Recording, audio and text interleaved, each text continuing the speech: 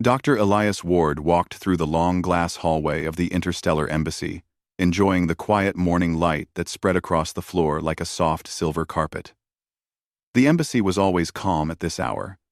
Only the soft hum of air filters and distant footsteps whispered through the halls. Elias liked these peaceful moments. They helped him think. 10 years had passed since he had last worked closely with the Veyari, a gentle crystalline species who lived in light-filled caves on a distant moon.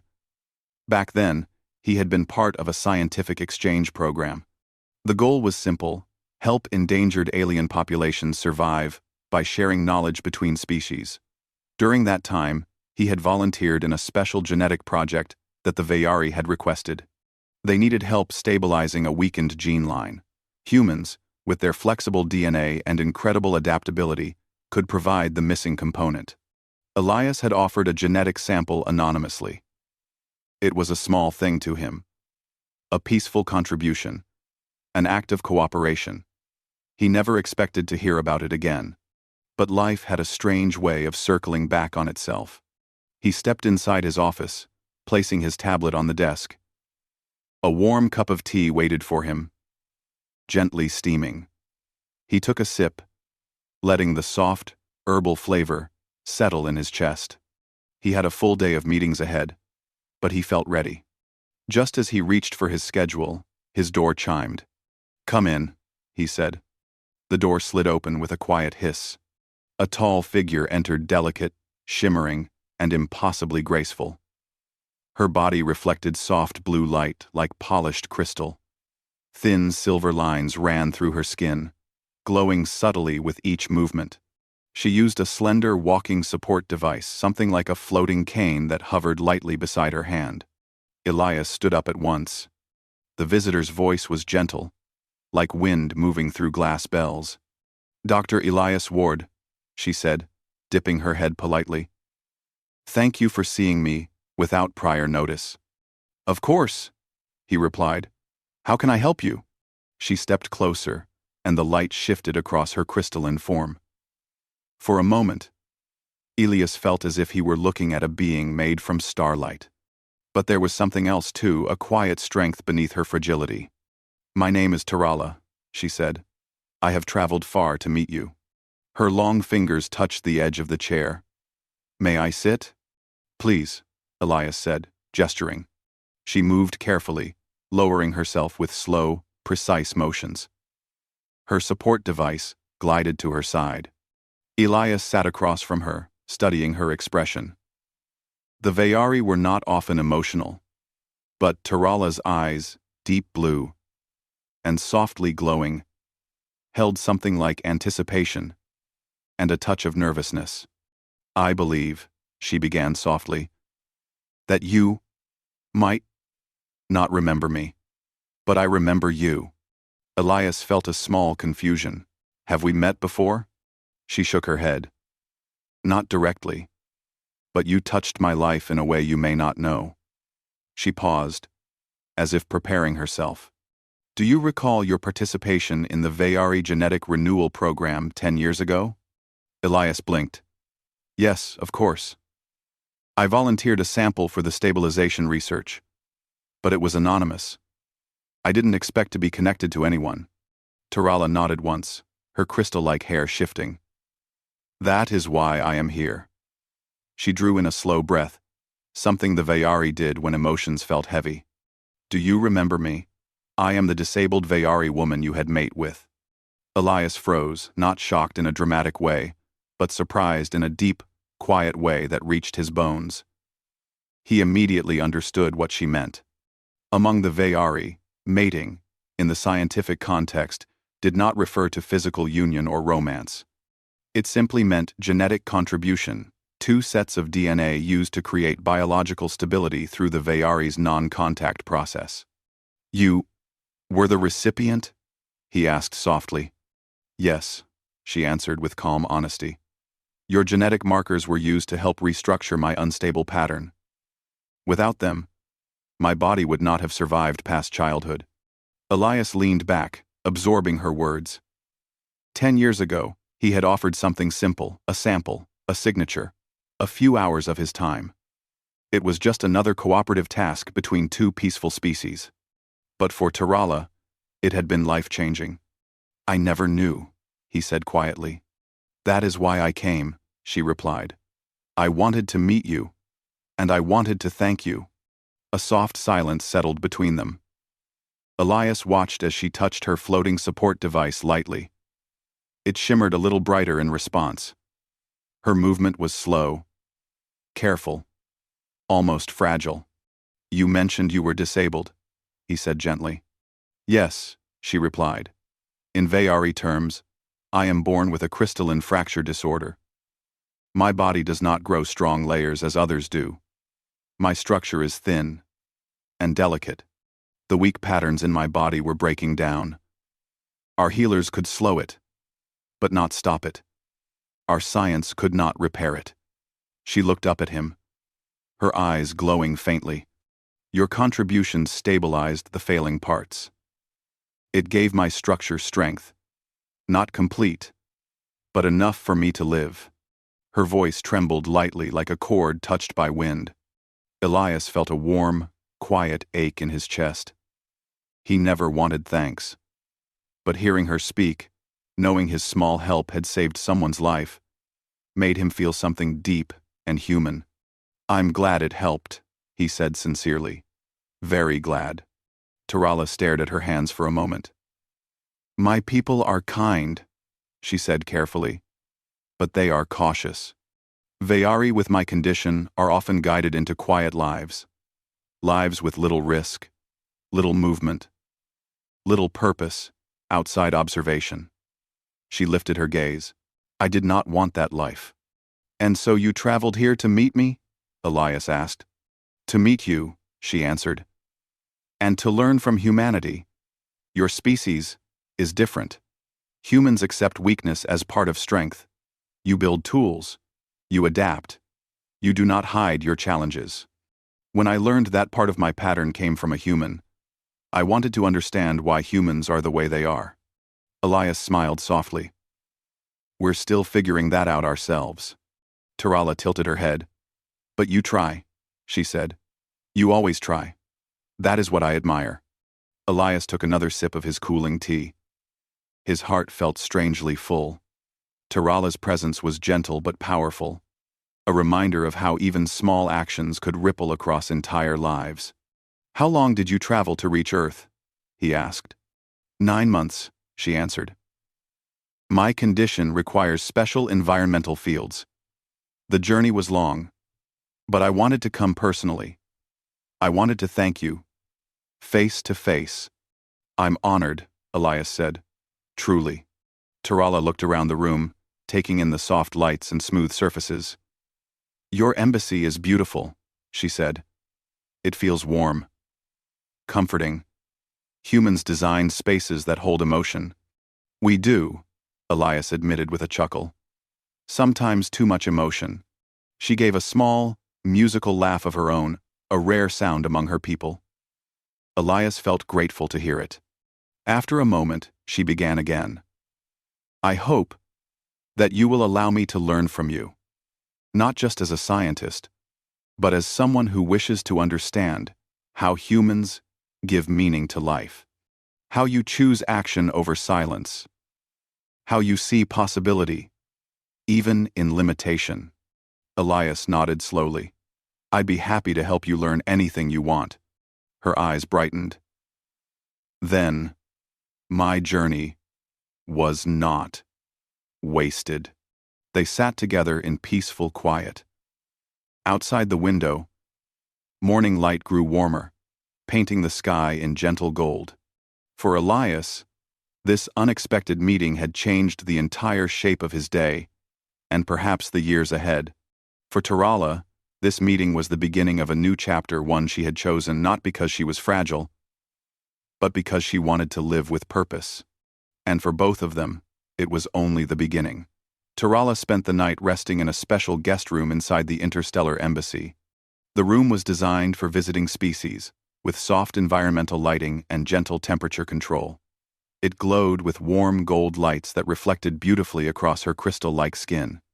She felt calm, yet excited for the next day. For the first time in her life, she felt she was in a place where she was not being watched for weakness. She was simply allowed to be. Early the next morning, Elias returned to check on her. He carried 2 warm drinks in his hands, one for himself, and one carefully prepared for the Veyari. He had researched her species' comfort drinks the night before to make sure it was safe. When the door slid open, Tirala turned toward him, her eyes bright like small, glowing oceans. "Good morning," Elias said kindly, offering the cup with both hands. "I wasn't sure what you preferred, but I hope this matches your taste." Tirala accepted the drink with gentle fingers. "You prepared this for me? Thank you." She took a slow sip. The liquid shimmered with a soft, lavender glow. "It is perfect," she said, her voice calm but sincere. "Humans think of small kindnesses. I have noticed this." Elias smiled. She gestured toward a chair. "Please sit. I wish to speak more about my journey. There are things you should know." He nodded and sat across from her, ready to listen. Tirala placed her hands in her lap, fingers loosely intertwined. She looked thoughtful, almost hesitant. "When I decided to travel here, I did not receive full support from my people," she began gently. "The Veyari believe disabled individuals must avoid risks. Long travel, unfamiliar environments, even emotional stress. These things are seen as dangerous for us." Crosatanane. Elias leaned forward. "Did they try to stop you?" "No," she said softly. "Not stop. But they discouraged me. They said I should remain in the caves, where everything is controlled and predictable. They said exploring was for the strong, not for the delicate." She paused, searching for the right words. Her voice grew even quieter. They never said it with cruelty, but it still felt like being placed in a little glass box, safe, protected, but unable to grow. Elias understood. Humans also had a long history of struggling with how to treat disabled individuals with too much caution, sometimes too much restraint. He knew how heavy such limits could feel. "What made you choose to leave anyway?" he asked gently. Tirala touched the faint silver fracture lines on her arm lines she had lived with since birth. "Because I learned about humanity," she said. "Your species is different. Humans do not hide someone because they are fragile. You build worlds where everyone can take part. You make tools and machines that help people move, see, hear, and explore. You do not limit people, you equip them." Elias felt warmth at her words. "We're far from perfect," he admitted, "but we do try to include everyone." "That is exactly why I came," she answered. "I want to learn how you think, why you help one another without needing a reason, why you believe every person has the right to grow. And..." Elias took a slow sip of his tea. "Can I ask something personal?" he said. Tirala nodded gently. "Of course. When you learned that part of your genes came from me, how did that feel?" Tirala looked down at her glowing hands for a moment, as if gathering her thoughts. Her voice, when it came, was soft but certain. "It felt like I had been given a second chance at living. Before the genetic stabilization, my body was breaking. I could not walk without pain. I could not stand without the risk of collapsing. The healers told my parents that my lifespan would be short." Elias listened quietly, giving her the space to speak. "When the stabilization project succeeded," she continued, "I felt my body strengthen. Not enough to be like other Veyari, but enough to live. Enough to breathe without fear. Enough to explore my world." She raised her eyes to meet his. "You gave me stability. You gave me choices. That is why I wanted to meet you." Her gratitude was gentle, not overwhelming, like soft light instead of heat. Elias spoke carefully. "I'm glad you lived. Truly. But you don't owe me anything." "I know," she said, a small smile forming. That is another human thing I admire. You help, but you do not demand anything in return. They sat together for a moment, letting the quiet of the embassy settle around them. Soft lights glowed from the ceiling, dancing across Tarala's crystalline body like moving stars. After a while, she continued, "There is more. I must explain things about the Veyari that may surprise you." Elias nodded, ready to listen.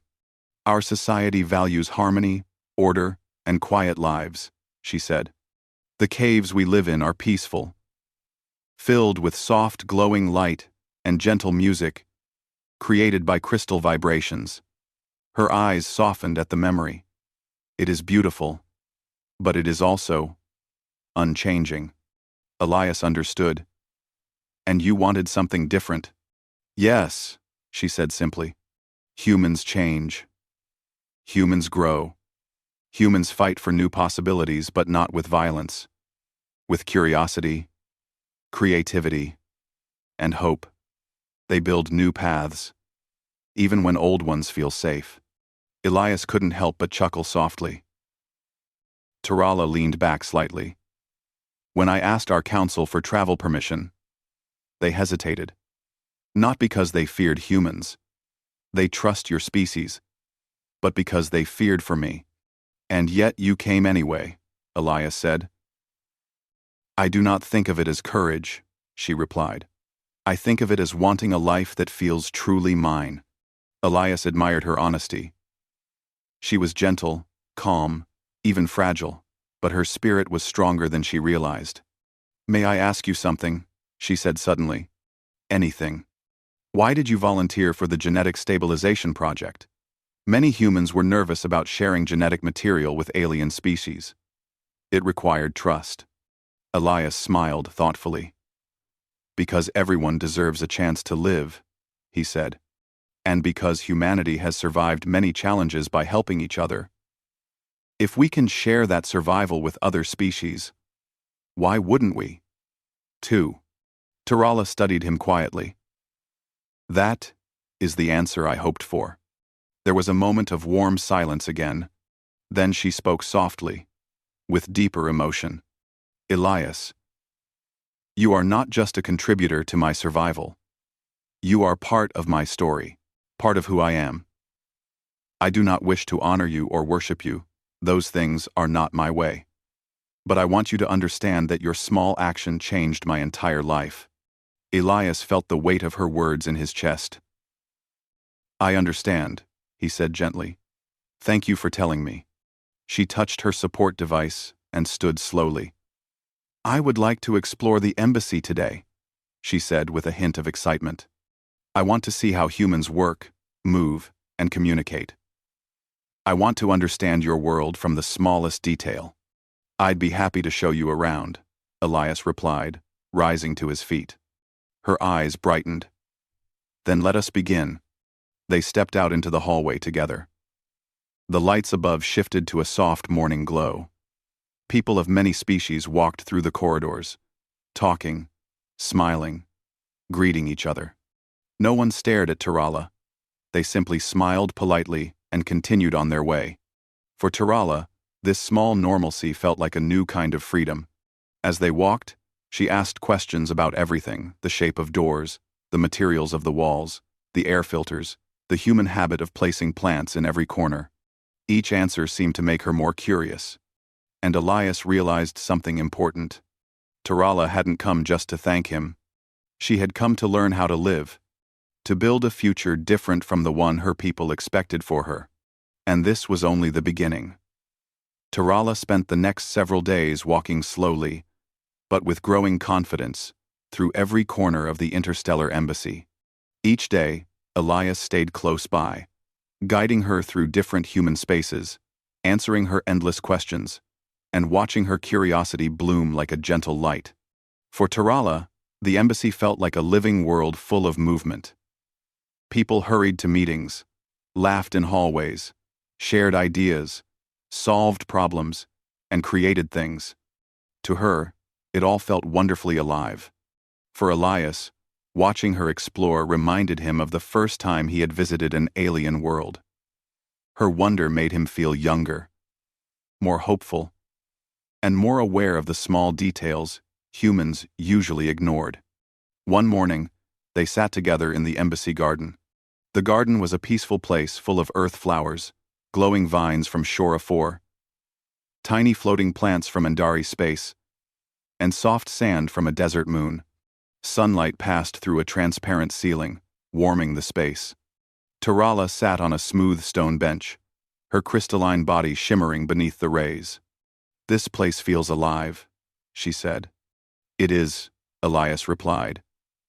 "Humans build gardens so people can breathe easily. Nature helps calm the mind." Tarala touched one of the flowers gently. "Humans make calm places to balance your fast life," she said thoughtfully. Elias laughed softly. "We do move fast." She looked at him. "That is what I want to understand." "Understand what?" "Why humans move with such purpose," she said. "Why you always look for solutions. Why you do not accept limits." Elias leaned back slightly. "You mean?" "Not exactly," she said. "Ambition can exist without kindness. But you have both." He thought for a moment. "Humans don't like giving up," he said simply. "Even when things are difficult, we keep trying. Maybe because we know what it means to be fragile." Tarala tilted her head. "Humans are fragile?" "In many ways," Elias said. "We can get hurt easily. Our bodies are soft compared to many alien species. We need air to breathe, food every day, rest every night. And yet look how far we've come." Tarala considered his words carefully, her eyes glowing softly. "So your strength comes from accepting weakness?" "1. Tarala. "Exactly," Elias said. "Humans adapt because we know we aren't invincible, so we support each other." Tarala breathed slowly, absorbing the idea. "The Vayari believe weakness must be hidden," she said. "We protect fragile people by keeping them away from challenge. But humans, you let fragile people take part in life." "It's not perfect," Elias admitted. "But we try to include everyone." She looked down at her hands. "I want that. I want to belong somewhere because of who I am, not because I must be protected." Elias nodded. "You can." Her expression softened, a mixture of hope and quiet fear. "I hope so." They sat quietly for a moment, enjoying the warm air. A small, floating plant drifted toward them like a lazy bubble, casting tiny sparkles on their faces. Tarala laughed softly, gently pushing it away. Then she asked the question she had been carrying for days. "Elias, do humans ever feel like they do not belong?" "Of course," he said. "Everyone feels that at some point." "But what do?" she asked. "We look for people who care. We find communities that accept us. And we keep moving forward until we feel at home." She nodded slowly, repeating the word, "moving forward." Elias smiled. "Yes." Later that afternoon, the two walked through the cultural wing of the embassy. The halls were filled with paintings, holographic art, musical displays, and written history of many species. Tarala stopped in front of a human mural showing different people, young, old, disabled, strong, fragile, standing together under a rising sun. "What does this represent?" she asked. "It's called Unity in Differences," Elias explained. "It shows how humans see diversity, not as a weakness, but as something beautiful." Tarala stared at it with deep emotion. "You show disabled humans as part of the art," she said. "Not hidden." "Why would we hide them?" Elias asked gently. "They are human, just like anyone else." Tarala whispered. "In my world, they would not be in such a painting. They would be placed in a quiet corner of society." Elias looked at her with a soft expression. "You deserve better." Her voice trembled softly. "I want to help my people see that." "And you will," Elias said. "You already have courage." You traveled across the stars to claim your life. That alone is powerful. Tarala touched the painting lightly. Perhaps I can become a bridge, she murmured, between my world and yours. You already are, he replied. In the evening, an interstellar council gathering was scheduled. Representatives from many species would attend, including scientists, diplomats, and cultural leaders. Elias invited Tarala to join him not as a guest, but as a voice. She hesitated at first. What if they do not want to hear me? She asked. They will, Elias said firmly. Everyone listens to honesty. With slow steps, she agreed. When they entered the council hall, Tarala was struck by its beauty. The room was circular, with tall windows showing the deep blue sky outside. Lights glowed from the floor in soft rings. Representatives sat at curved desks arranged around a central platform. Elias guided her to the center. A council leader, an elderly woman named Moran, stood up. Welcome, Dr. Ward, she said kindly. And welcome to our guest. May we know your name? Tarala spoke clearly. My name is Tarala of the Vayari. Her voice echoed gently through the hall. I am honored to be here, she said. I came to speak about something important. Elias watched her with quiet pride. The hall grew silent, waiting. Tarala continued. In my world, I was seen as fragile and limited. I accepted this for many years. But then I learned something new. That humans believe limits do not define a person. She paused, choosing her words carefully. When humans see weakness, they do not hide it. They build support. They create tools. They create opportunities. They make paths for everyone, so no one is left behind. Many members nodded slowly. Tarala continued, her crystal skin glowing softly with emotion.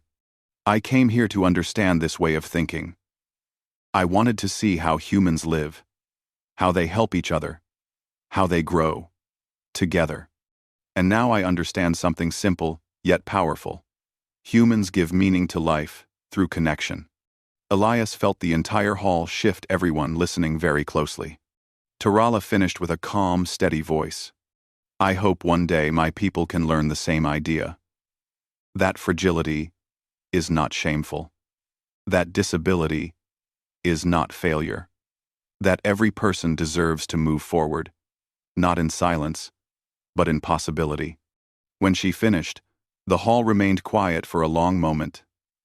Then applause spread across the room like a gentle wave. Not loud, not wild, just warm and respectful. Tarala lowered her head humbly. Elias touched her arm lightly. You were incredible. I was only honest, she said softly. Sometimes honesty changes the world, Elias replied. As they left the hall, Tarala looked up at him with a peaceful expression. Elias, she said, today I felt like I belonged somewhere. You do, he said. And now, she continued, I feel ready for what comes next. What comes next? He asked. A future, she said simply. One I will help create. And as they walked back toward the living quarters, both knew that this journey, one that began with a simple genetic contribution, was becoming something far greater. Something that would change not just one life, but perhaps 2 entire worlds. The morning after the council gathering, the interstellar embassy felt brighter than usual. Sunlight poured through the tall glass walls, and faint music drifted from a cultural celebration hall somewhere down the corridor. Humans and aliens moved with cheerful energy, talking about the speech Tarala had given the night before.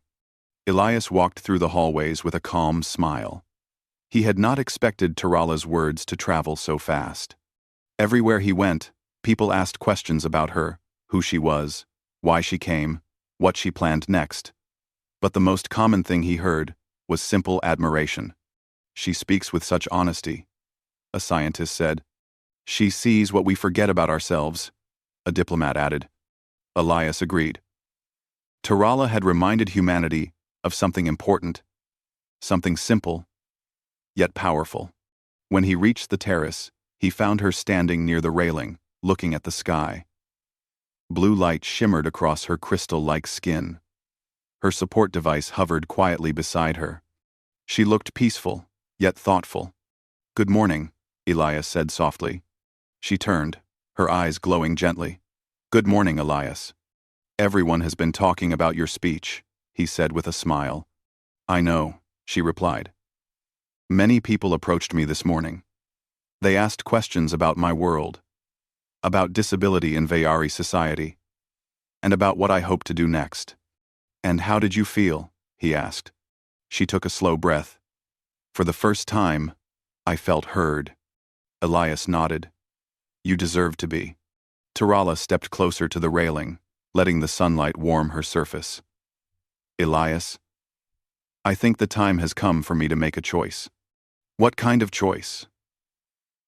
"A choice about my future," she said, "about where I belong and what I wish to build." He stood beside her, listening quietly. "I traveled here to understand humans," she continued. "But in doing so, I learned something important about myself. I do not want to return home and live quietly in the safety of the caves. I want to create something new, something that will help both my people and humanity." Elias smiled gently. "And what do you have in mind?" She turned fully to him, her eyes shining with a calm determination he had never seen before. "I want to become a representative," she said. Elias felt warmth spread through his chest. He had hoped she would find her own path, but he didn't expect her path to be this strong. "You would make a wonderful ambassador." "I hope so," she said quietly. Before they could speak further, a soft chime rang through the air. A message panel near the terrace lit up with a gentle blue glow. "Dr. Elias Ward and Tarala of the Vayari," the voice said. "The Interstellar Council requests your presence." Tarala exchanged a look with Elias. "It seems our day begins quickly." He nodded. The council chamber was quieter today, filled with only a few key representatives. The atmosphere felt serious, but not harsh. A gentle anticipation hung in the air. Council leader Moran greeted them with a warm smile. "Thank you for coming. We are honored to be here," Tarala said, lowering her head respectfully. Moran stepped forward. "Last night, your words touched many of us, not because they were dramatic, but because they were honest. Every species struggles with how to treat those who are different. You reminded us that compassion grows only through understanding." Tarala listened attentively, her posture calm and respectful. Moran continued. "After much discussion, the Council has decided on something new. Something that we believe will help many species. Not just one." Elias leaned forward, sensing something important. "We are creating a new program," Moran said. "The Adaptive Futures Initiative. Its purpose is to share knowledge about inclusion, accessibility, and biological stabilization between worlds. Humans and Vayari will lead it together." Elias blinked. It was a huge step, far more than he expected. Tarala's glowing eyes widened slightly. "This is extraordinary. It is only possible because of you," Marin said. "Your story showed us the value of cooperation, and your courage showed us the importance of giving every person a voice." Elias felt pride rise gently in his chest. Not pride for himself, but for her. Tarala touched her support device lightly. Her voice was soft, but steady. "Thank you for trusting me. And there is more," Marin added. "We would like you, Tarala, to serve as the first Vayari ambassador to Earth. Not as a symbol of fragility, but as a symbol of strength earned through truth." Silence filled the room, peaceful, profound, almost sacred. Tarala closed her eyes for a moment. When she opened them, they glowed with warm emotion. "I accept." Elias smiled. It felt like witnessing a new star appear in the sky. Later that afternoon, Elias and Tarala walked through the garden again. The sunlight felt softer, the air lighter, and the plants glowed gently. They were alone, no council, no audience, no expectations. "How do you feel?" Elias asked. Tarala paused, listening to her own quiet heartbeat. I feel full of hope, full of purpose, and also full of fear. Fear is natural, Elias said gently. It means you care. She nodded. I care very much. They walked slowly, side by side. Tarala moved with more confidence now. Her steps were still careful, but they carried intention.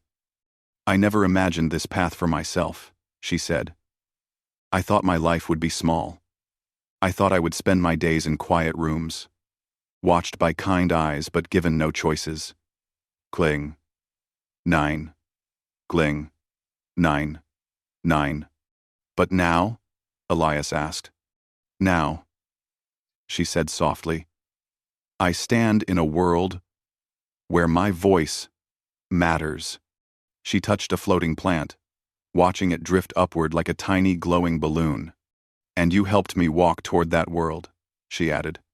Elias looked at her kindly. I only gave a small piece of myself. Everything else you built with your own strength. Tarala turned to him with gratitude in her eyes. He nodded. And I am thankful for you. For a long moment, they simply enjoyed the silence, letting the world breathe around them. Finally, Tarala spoke again. Elias, what do humans do when they start a new chapter in life? He smiled. How? There are many ways, he said. Some people gather with friends, some share stories, some take quiet walks, some simply breathe and feel grateful. Tarala considered this. I would like to choose my way. What way is that? He asked. She looked up at the sky. I want to simply stand here, in the sunlight, in this garden, knowing that this moment is real. Elias gently nodded. Then we will stand together. So they stood side by side, letting the soft rays warm them, letting the air carry their quiet thoughts. Around them, the garden shimmered softly, as if celebrating with them. Tarala breathed deeply. Elias, she said, her voice peaceful. I think this is the first moment I truly feel alive. And there will be many more, he replied. She believed him. In the days that followed, preparations began for the Adaptive Futures Initiative. Representatives from many species requested meetings with Tarala. Human scientists asked her thoughtful questions. Vayari diplomats sent messages of cautious curiosity. News reports praised her courage. And through it all, Elias stayed close, not guiding her, but walking beside her. Her life, once fragile and quiet, had grown into something bright and full. And Elias, once just a scientist who offered a small piece of himself, now witnessed a new era born from that simple act of kindness. Not because he sought glory, not because he wanted anything in return, but because humanity, at its best, helps others rise. That was the true HFY moment, the kind that echoed across stars. And this was only the beginning.